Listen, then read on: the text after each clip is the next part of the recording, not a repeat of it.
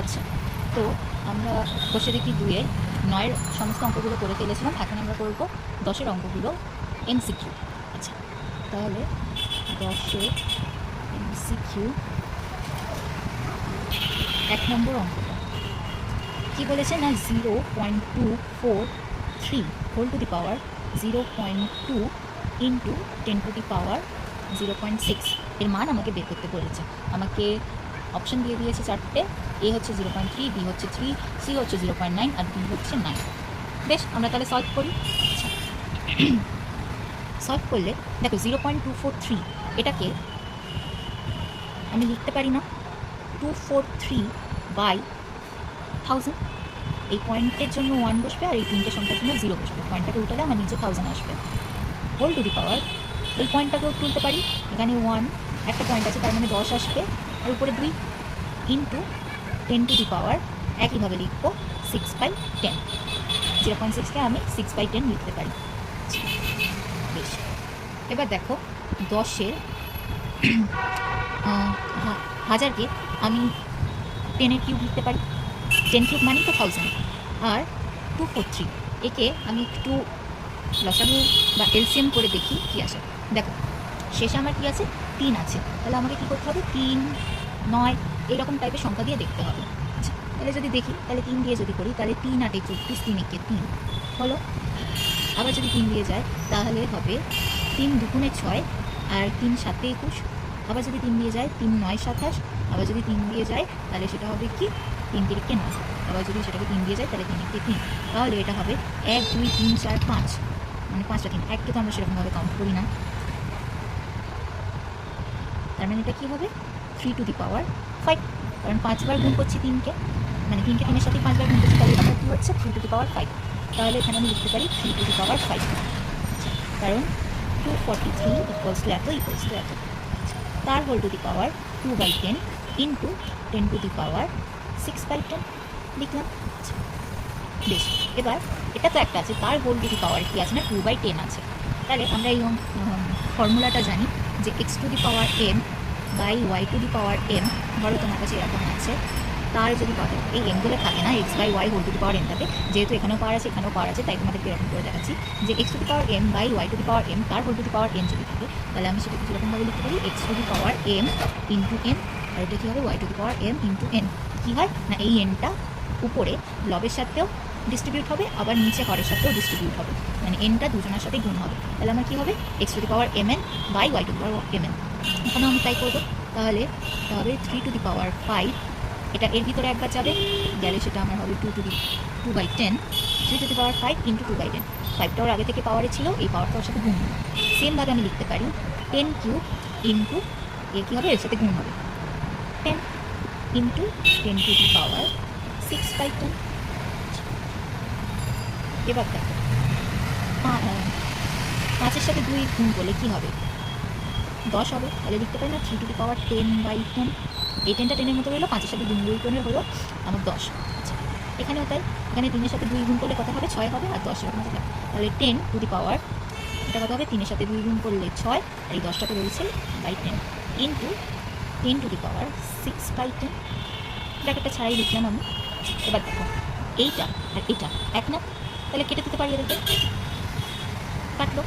আচ্ছা, আবার দেখো এর পাওয়ারেও উপরেও 10 আছে নিচেও 10 আছে, মানে লবেও 10 আছে হরেও 10 আছে, তাহলে এদের মধ্যেও কাটাকুটি হবে। কাটাকুটি করলে কে করে থাকে 1, পাওয়ারের মধ্যে কিন্তু কাটাকুটি করছে, আর এটা পুরোটাই 10 টু দি পাওয়ার 6/10, এখানেও 10 টু দি পাওয়ার 6/10 পুরোটাই কেটে গেল। তাহলে আমার আলটিমেটলি অ্যান্সার কী আসলো 3 টু দি পাওয়ার 1, তার মানে হচ্ছে 3। তার মানে আমার অপশান বি হচ্ছে কারেক্ট। বুঝা গেল? Option B. বেশ, তাহলে এখন আমরা 2-এর অঙ্কটা করি। 2-এর অঙ্কের মধ্যে কী বলেছে দেখি। 2-এর অঙ্কটা বলেছে 2 to the power 1/2 into 2 to the power -1/2 into 16 whole to the power half এর মান আমাকে বের করতে বলেছে। আমাকে অপশান দিয়েছে, অপশান এ হচ্ছে 1, অপশান বি হচ্ছে 2, অপশান সি হচ্ছে 4, আর অপশান ডি হচ্ছে 1/2। দুটোর মান বের করতে হবে। এই দুটোকে যদি দেখো তাহলে আমি এটাকে এরকমভাবে লিখি যে 2 to the power half into 2 to the power -1 whole to the power half. আমি এটাকে এরকমভাবে লিখতে পারি না, আমরা কি জানি যে একটা যদি দেখাই যে এক্স টু দি পাওয়ার -1 মানে হচ্ছে 1/x, তাই তো? আবার আমরা যদি x to the power -n এরকমভাবে থাকে, তাহলে আমি সেটাকে সেরকমভাবে লিখতে পারি না যে এক্স টু দি পাওয়ার -1 তার whole to the power n। আমি এরকমভাবে অবশ্যই লিখতে পারি। আচ্ছা, এই জিনিসটাকে এরকমভাবে লিখলাম। আবার দেখো টু টু দি পাওয়ার -1, এখানে যদি 2 বসিয়ে দিয়েছি জায়গায়, তাহলে টু টু দি পাওয়ার -1 এখানে 1/x করে কি হবে, 1/2 হবে, তাহলে এটা তখন 1/2 হয়ে যাবে। আচ্ছা, ইন্টু 16কে যদি আমি লিখি টু টু দি পাওয়ার 4 করে, দেখো 16কে যদি আমি করি তাহলে 2 8 16, 2 4 8, 2 3 4, তার মানে এটা 1 2 3 4 টু টু দি পাওয়ার 4 মানে আমার 16 আসছে। এটা আমি লিখতে পারি two to the power 4 whole to the power, এটা 16 হবে না, এটা হবে আমার two to the power 4 whole to the power 1/2। এই 1/2টা আছে ওকে আমি লিখলাম। আচ্ছা বেশ, তাহলে এবার আবার এটাকে লিখি two to the power half into 1/2 তার whole to the power half into এটা আমার কী হবে, দেখো এটা আমার সেই ফর্মুলাটা হচ্ছে না যে x to the power n whole to the power n। আগের অঙ্ক আমরা করিনি, আগের অঙ্কে আমি লিখে দিয়েছি x to the power n whole to the power n, তাহলে কী হয় x to the power n into n, মানে x to the power n হয়। তাহলে এখানেও সেটা হবে, তাহলে এটা আমি লিখতে পারি two to the power 4 into 1/2। এখান থেকে দেখো এই 2 কাটবো আর এটা হবে, মানে এই 2 কে 2 দুগুণে 4 কাটাকুটি করলে এখানে তাহলে কী করে থাকে টু টু দি পাওয়ার 2 মানে 2 স্কোয়ার করে থাকবে। আর এটা কী হবে না two to the power half into এটা কী আছে, এটা সবার মধ্যে ডিস্ট্রিবিউট হবে 1/2 তার হোল টু দি পাওয়ার 1/2। যদি ফর্মুলাটা মনে না থাকে তাহলে একবার লিখি যে x/y whole to the power n যদি থাকে তাহলে সেটা কী হয়, এখানে উপরে লিখছি x to the power n by y to the power n, আমরা জানি এটা। তাহলে সেটা এখানে কী হবে যে 1 to the power half by 2 to the power half, 1 to the power half by 2 to the power half. তাহলে দেখো 1 টু দি পাওয়ার হাফ হলে 1ই হবে, আমরা জানি 1 এর পাওয়ার যাই হোক না কেন ভ্যালু 1ই থাকে। তাহলে এখানে 2 টু দি পাওয়ার হাফ, এখানে 2 টু দি পাওয়ার হাফ, তাহলে দুটো কী হবে কেটে যাবে, কেটে গেল। আর এখানে কী করে আছে না 2 স্কোয়ার, করে রইল কি 2 স্কোয়ার, তাহলে এরা কেটে গেল। 1 টু দি পাওয়ার হাফ মানে 1 হয় আর 2 স্কোয়ার, তাহলে 2 স্কোয়ারের সাথে 1 গুণ করলে থাকবে 2 স্কোয়ার, আর 2 স্কোয়ারের ভ্যালু আমরা জানি 4। তাহলে অপশান সি হচ্ছে কারেক্ট। এবার আমরা 3 নম্বর এমসিকিউটা করি। 3 নম্বর এমসিকিউতে কী বলেছে যে 4 two the power x equals two 8 cube হলে আমাকে কী করতে হবে, এক্সের মান বের করতে হবে, আমাকে বের করতে হবে। আচ্ছা 4 two the power x equal to 8 cube. আচ্ছা 4 মানে কত আমরা জানি বলো, 2 স্কোয়ার, আমরা জানি 4 মানে হচ্ছে 2 স্কোয়ার, তাহলে 2 square whole to the power x আমরা লিখতে পারি ইকুয়াল টু আবার 8 কত কিউব হয় 2 কিউবের, 2 কিউব মানে তো 8, তো 8 কত হোল কিউব, এই 8টার জন্য 2 কিউব আসলো, এই কিউবটার জন্য এই কিউবটাকে লিখলাম, এখানেও এই 4টার জন্য 2 স্কোয়ার এলো, এই এক্সের জন্য এক্সটাকে এরকমভাবে লিখলাম। সেটাই বোঝা গেছে। আচ্ছা এবার দেখো আবার দুটো ক্ষেত্রেই একই ফর্মুলা আসবে যে x to the power m whole to the power n যদি হয় তাহলে x to the power n হয়। এখানেও তাহলে কী হবে, পাওয়ারের মধ্যে যদি গুণ করি 2 ইন্টু এক্স কত হয় 2x, তাহলে 2 to the power 2x equals to এখানে বা দেবে ইকুয়ালস টু এখানে 3 টি লিখতে কত হবে 9। এখানে কিন্তু হুট করেও যোগ করবে না, যোগ কখন হয় যখন x to the power n into x to the power n থাকে, তখন কী হয় না আমার x to the power m plus n হয়। কিন্তু যখন এরকম থাকে যে x to the power n whole to the power n, তখন এই পাওয়ার দুটোর মধ্যে কী হয় গুণফল হয়। তাহলে এখানেও 3 তিরিখে 9 হবে, 3-এর সাথে 3 গুণ হবে, তাহলে এটা আমার কী হলো 2 টু দি পাওয়ার 9 হলো। আচ্ছা এবার দেখো এর বেস 2 এরও বেস 2, তাহলে আমরা জানি না যখন বেস সমান হয় তখন তাদের পাওয়ারগুলো একে অপরের সমান হয়ে যায়। কোন ফর্মুলা থেকে বলছি না a to the power x equals to যদি a to the power y হয়, তখন তাদের যেহেতু বেসটা এ, বেস বা এটাকে নিধান বলে, এই নিধানটা যখন সেম হয়ে যাবে তখন তাদের পাওয়ারগুলো একে অপরের সমান হয়ে যাবে। তাহলে এই ক্ষেত্রেও এদের বেস সমান বা পাওয়ারগুলো এখন সমান হবে যে 2x ইকুয়ালস টু 9, তাহলে এক্স ইকুয়ালস টু কত হবে 9/2, এই 2টা এই সাইডে লিখে হবে ভাগ হবে, তাহলে এক্স ইকুয়াল টু 9/2। তাহলে আমার অপশন বি হচ্ছে correct.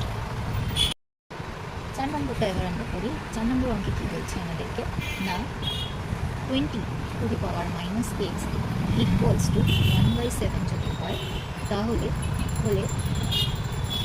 20 whole to the power 2x এর ভ্যালু কত হবে আমাকে বের করতে বলেছে।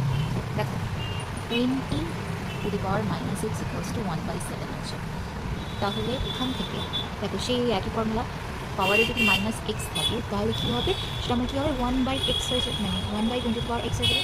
এই ফর্মুলাটা থেকে বলতে পারি যে x to the power minus N, আমি ডিরেক্টলি লিখছি x to the power minus N মানে হচ্ছে 1/x two the power N. এটা আমরা শিখে এসেছি ফর্মুলাতে। তাহলে এটাকে আমি লিখতে পারি না 1/20x ইকুয়ালস টু 1/7।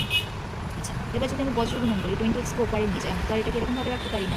20x-কে ওপারে নিয়ে যাই, 7কে যদি ওপারে নিয়ে যাই তাহলে হবে 7 equals to 20 to the power x.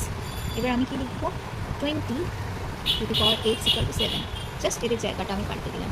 আচ্ছা, এখান থেকে আমাকে এই যে ভ্যালুটা দিয়ে দিয়েছিল সেখান থেকে আমি এটা পেলাম। আমাকে কি বের করতে বলেছেন না 20 টু দি পাওয়ার 2x এর ভ্যালু। তাহলে এটা আমি পাশে করি, আমাকে 20 whole to the power 2x এর ভ্যালু বের করতে বলেছে।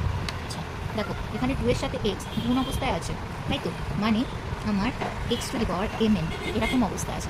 আমি সেটাকে লিখতে পারি না x to the power m into, যখন ফর্মুলাগুলো তোমাদেরকে শিখেছিলাম তখন আমি বলেছিলাম আমি এই দিক থেকে এই দিকেও আসতে পারি, আবার এই দিক থেকে এই দিকেও আসতে পারি।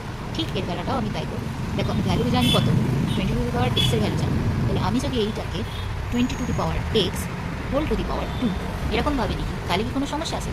এটা মানেই তো আগের ব্যাপারটা। এখানে যদি x এর সাথে 2 গুণ করি তাহলে 2x হবে। এখানে 2x আমার রয়েছে, আমি কী করেছি এক্সটাকে জাস্ট এক্সটাকে ভিতরে ঢুকিয়ে দিয়েছি। কেননা আমি এই ভ্যালুটা জানি। 20 টু দি পাওয়ার যদি x এর ভ্যালু 7 হয় তাহলে এইখানে আমি 7 লিখতে পারি। তাহলে এটা আমার হয়ে যাবে 7 স্কোয়ার। আমার ব্র্যাকেট চাইলে দিতেও পারো, নাও দিতে পারো, যেখানে যেহেতু এখানে ছিল তাই আমি দিয়েছি। 7 স্কোয়ারও এমনি লিখতে পারো। তাহলে 20 to the power x equal two 7, এখানে লিখে দিলাম 7 স্কোয়ার ইকুয়ালস টু আমরা কত জানি 7 7 49 49। তাহলে আমার অপশন সি হচ্ছে কারেক্ট। আচ্ছা, তো এবার আমরা 5 অঙ্কটা করি। 5 অঙ্কে কী বলেছে দেখি।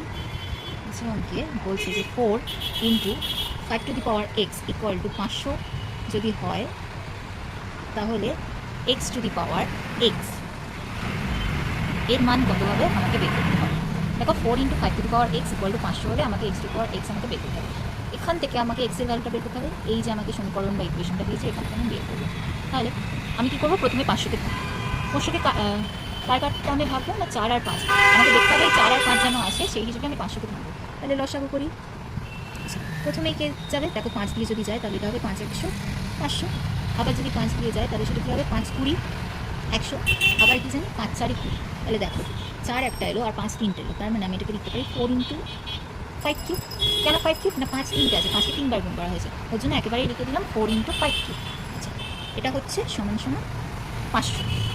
ঠিক আছে, তাহলে এখানে লিখি 4 ইন্টু 5x ইকুয়াল টু, কেন আমি 4টাকে এরকমই রেখে দিলাম এবার তোমরা বুঝবে, 4 ইন্টু 5 কিউব। ঠিক আছে, এবার দেখো এইদিকেও 4 গুণ অবস্থায় আছে, এইদিকেও 4 গুণ অবস্থায় আছে, তার মানে দুই দিক থেকে কী কাটবে, 4 কেটে যাবে না। আবার যদি এটাকে এরকমভাবে না কাটতে চাও তাহলে কী করতে, এই 4টাকে নয় এদিকে নিয়ে আসতে, নয় এই 4টাকে এদিকে নিয়ে আসতে, আলটিমেটলি কী হতো এও কাটতে কেটে 1 হতো। ওর জন্য একেবারে ডিরেক্ট আমি এখান থেকে কেটে দিলাম। এর জন্যই আমি এটাকে 4 ইন্টু 5 কিউব করে লিখেছি। দেখো এটাকে ভাগ করলে এরকমভাবে আসে 5 1 500 5 20 100 5 4 20। দশমিক করলে আমি পেয়ে গেলাম এইটা 4 ইন্টু 5 কিউব, যার মানে হচ্ছে 500। আর এখান থেকে 4 4 কেটে দিলাম, তাহলে যদি কেটে দাও তাহলে এটা পড়ে থাকে 5x ইকুয়াল টু 5 কিউব। এবার আমরা কি জানি যে যদি বেস সমান হয়ে যায় তাহলে তাদের পাওয়ার সমান হয়ে যায়। কোন সূত্র অনুসারে না a two the power x equal two a two the power y যদি থাকে তাহলে যেহেতু এদের বেস সমান তাহলে এদের পাওয়ারও একে অপরের সমান হয়ে যাবে। x ইকুয়াল টু y হবে, এখানেও তাই করবো, x ইকুয়াল টু 3 হয়ে যাবে। তাহলে x এর ভ্যালু আমি পেলাম কত 3। আর আমাকে বের করতে কী বলেছে x to the power x। তাহলে x এর ভ্যালু যদি 3 হয় তার মানে x to the power x equal to কত হবে, x এর ভ্যালু 3, 3 টু দি পাওয়ার 3। আর 3 টু দি পাওয়ার 3 মানে আমরা সবাই জানি 27 হয়। কেন না 3 তিরিকে 9, 3 9 27। তাহলে আমার x to the power x এর ভ্যালু বেরিয়েছে 27। এটা হচ্ছে অপশন ডি।